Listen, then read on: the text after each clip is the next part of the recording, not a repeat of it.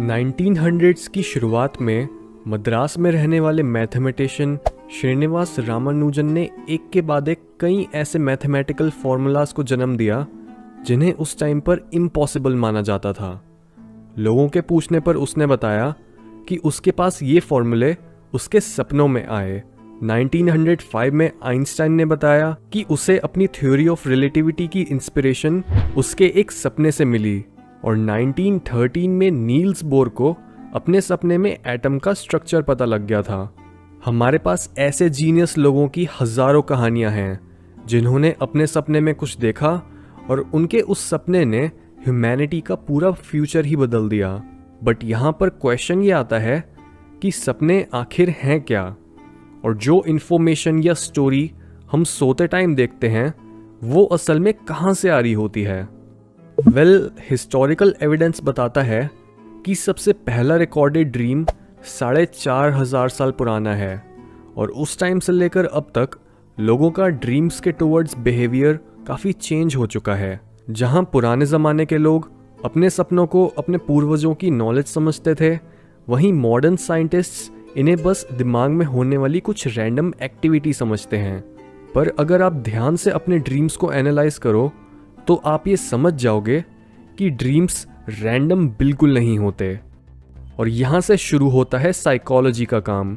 Because 1899 में Sigmund Freud ने अपनी बुक इंटरप्रिटेशन ऑफ ड्रीम्स में बताया कि हमारे ड्रीम्स हमारी विशेस पूरी करने के लिए होते हैं। फॉर एग्जाम्पल, आपकी एक सबकॉन्शियस सेक्सुअल फैंटेसी जो असली लाइफ में पूरी नहीं हो सकती, वो आपके ड्रीम्स पूरी कर देते हैं। और ये काफ़ी हद तक लॉजिकल साउंड करता है अगर हम इसे एवोल्यूशन के कंटेक्स्ट में देखें।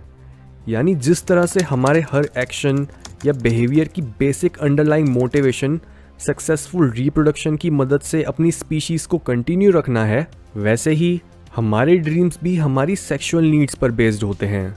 पर फ्रॉइड की ये एक्सप्लेनेशन इनकम्प्लीट है, क्योंकि हर ड्रीम हमारी फैंटेसीज से रिलेटेड नहीं होता। कई बार हमें मरने का ड्रीम भी आ सकता है, कई बार कहीं से गिरने का, और कई बार एक नाइटमेयर। दैट्स व्हाई फ्रॉइड के कोलीग कार्ल युंग ने अपनी थ्योरी में बोला कि फर्स्ट ऑफ ऑल हम जितना डीप अपने दिमाग को समझते हैं वो असल में उससे कहीं ज़्यादा डीप है, और हमारा दिमाग सिर्फ कॉन्शियस और सबकॉन्शियस में डिवाइडेड नहीं है, बल्कि हमारे दिमाग में एक अनकॉन्शियस पार्ट भी होता है जिसमें हमारे बचपन से लेकर अब तक की पर्सनल मेमोरीज और हमारे एंसेस्टर्स की कलेक्टिव मेमोरीज होती हैं। और सोते टाइम अनकॉन्शियस स्टेट में होने की वजह से हम अपने अनकॉन्शियस माइंड को एक्सेस कर पाते हैं। हमारे दिमाग का ये हिस्सा art, history, philosophy, mythology, culture, traditions, rituals और सिंबल से भरा हुआ है, और तभी हमारे ड्रीम्स हिंदी, इंग्लिश या स्पेनिश जैसी लैंग्वेजेस में नहीं बल्कि सिंबॉलिक इमेजेस की लैंग्वेज में बात करते हैं। हमारा दिमाग इन इमेजेस को यूज़ करता है उस इंफॉर्मेशन को कॉन्शियस माइंड तक पहुंचाने के लिए जो हमें किसी मुश्किल से बाहर निकाल सकती हैं। सो लेट्स से आप एक टॉक्सिक रिलेशनशिप में हो और आपको समझ नहीं आ रहा कि आप उस इंसान को कैसे दूर कर सकते हो, तो चांसेस हैं कि आपका अनकॉन्शियस माइंड आपके ड्रीम में आपको सांप जैसा कोई क्रीचर दिखाए, क्योंकि ज़्यादातर कल्चर्स में सांप टॉक्सिसिटी, ट्रांसफॉर्मेशन या केओस को सिंबलाइज करता है।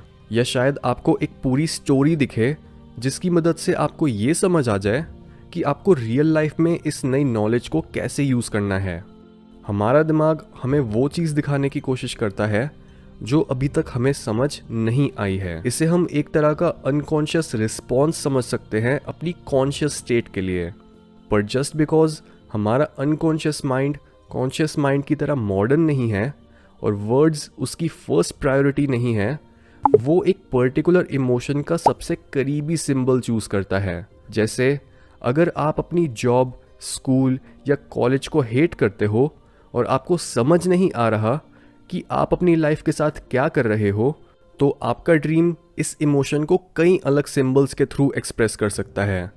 जैसे एक जंगल में गुम होना, एक अंधेरे रास्ते पर चलना, या फिर अपनी आंखें खो देना।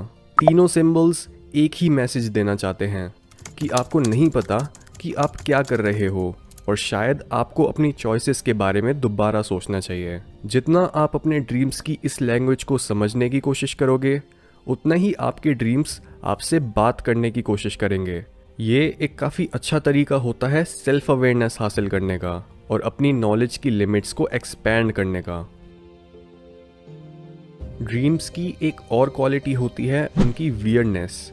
यानी अगर हम इस आइडिया को एक्सेप्ट भी कर लेते हैं कि ड्रीम्स हमारी अपनी दुनिया की नॉलेज बढ़ाने का ज़रिया होते हैं, तब भी शुरुआत में ये डाइजेस्ट करना बहुत मुश्किल होता है कि उनमें कोई सेंस भी है, क्योंकि ड्रीम्स बिल्कुल इलॉजिकल होते हैं। दैट्स वाई अगर कोई दूसरों के आगे बोले कि ओ, मैंने अपने सपने में अपने आप को डूबते हुए देखा, पर जब मैं पानी के तल तक पहुंचा, वहां पर मुझे एक खजाना मिला, और इस सपने से मुझे समझ आ गया कि अगर मैं अपनी मुश्किलों से दूर नहीं भागूंगा तो शायद मुझे उसका कुछ इनाम मिलेगा।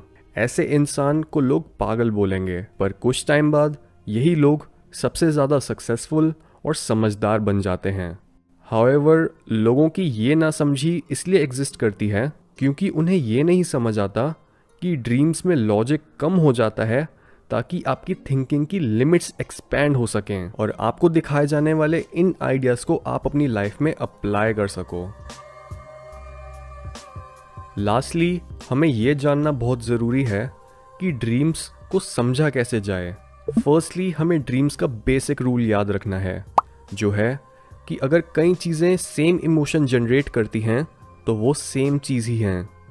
कई चीज़ें हमें खुश करती हैं, कई चीज़ें हमें रुलाती हैं और कई चीज़ें हमें डराती हैं। सेकेंडली, कभी भी अपने ड्रीम को लिटरली लेने की कोशिश मत करना। अपने ड्रीम को ऐसे देखो जैसे आप एक मूवी या फिर एक स्टोरी को देखते हो।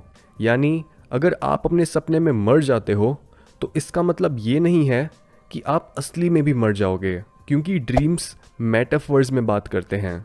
जैसे एक स्टोरी को सुनकर आप उसके मॉरल या लेसन के बारे में सोचते हो, वैसे ही ड्रीम्स के बारे में सोचो।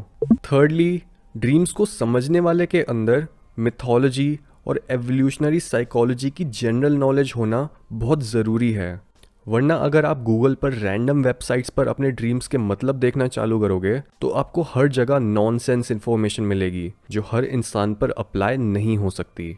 और लास्टली, जब भी आप अपने ड्रीम का सही मतलब जान लेते हो, तब नेचुरली आपको ऐसा लगता है कि आपको एक अधूरी पजल का पीस मिल गया हो।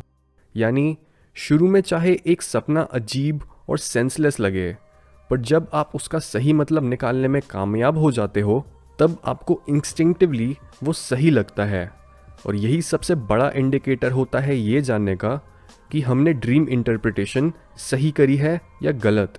अपनी पूरी ज़िंदगी में हम लोगों के एक्शंस में मिलने वाले कॉमन पैटर्न्स को देखते और समझते हैं, और ये पैटर्न्स लाखों सालों के टाइम पीरियड में उभरने वाले बाकी पैटर्न्स के साथ मिलकर एक कलेक्टिव पैटर्न बनाते हैं।